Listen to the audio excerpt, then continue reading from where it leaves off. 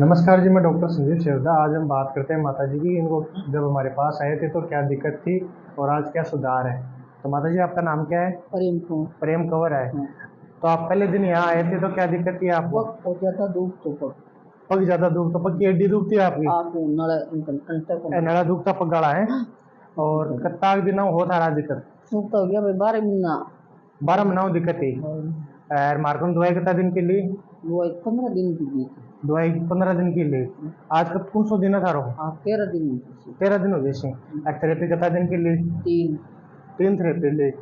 तो आज कहीं सुधार लाग रहा था पग में? फर्क है भाई। आप तो चाली ही है दुख ही सब का कम मिल जाए। पहले सबका चालता, अब कौन चाल है? अब कौन चाल अब नींद नहीं आवे भूख लाग जानी रोटी कौन बाती नींद कम आती सब के कारण और नींद कम आना और भूख भी दिक्कत होती था रहा है।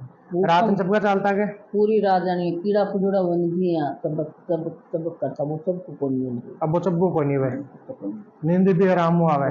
नींद आवे भूख लागे दिन में 3 बार भूख लगेगी। हाँ सुबह भूख लाग गई अब तैयार कर ली पाँच और खा लो फिर शाम को खा लो।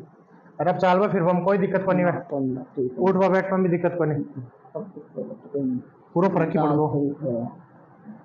चलो ठीक है माता जी।